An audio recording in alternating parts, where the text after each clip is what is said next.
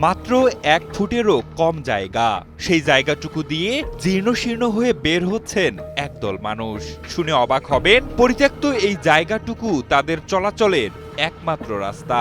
অভিযোগ উঠেছে প্রতিবেশী সড়ক আটকে বসতঘর নির্মাণ করায় চলাচলে চরম ভোগান্তিতে পড়েছেন তারা।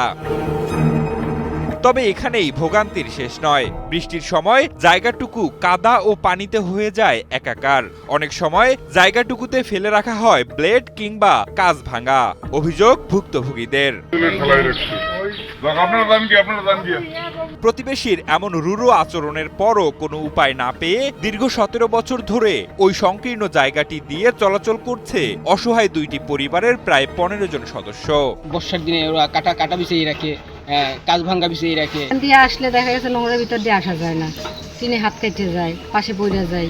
তারপর জলের সময় বৃষ্টিতে জল ওঠে, জল পারে আসতে কষ্ট হয়। পটুয়াখালীর কলাপাড়া পৌর শহরের সিঙ্গরিয়া এলাকার এ ঘটনায় প্রশাসনের দ্বারে দ্বারে ঘুরেও প্রতিকার পায়নি শৈলেন চন্দ্র শীল ও অনিল চন্দ্র শীলের পরিবার। তাদের অভিযোগ, প্রতিবেশী পরিতোষ শীল ও হরিদাস শীল প্রভাব খাটিয়ে পৌরসভা সড়কের জন্য অন্তর্ভুক্ত 0.72% জমি দখল করে ঘর নির্মাণ করেছেন। এখানে রাস্তা হচ্ছে 5 ফিট বাই 80 ফিট রাস্তা, কিন্তু এখন বর্তমানে দেখা যাচ্ছে যে 1 ফিট রাস্তাও নাই। প্লাস করিয়া ওই ভিজে ফুরিয়া এইবার চলাফেরা করি, বাজারে যাইতে হয়। চলাচলের রাস্তা দখল করে ঘর নির্মাণ করার প্রতিবাদ জানালে একাধিক মামলার শিকার হন ভুক্তভোগীরা।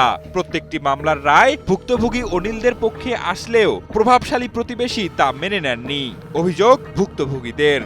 এটা অনেক আগের জমি, নাল জমি ছিল, তখন এখান থেকে জমিটা কেনা হয়েছে এবং 1% পথের জন্য রাখা হয়েছে।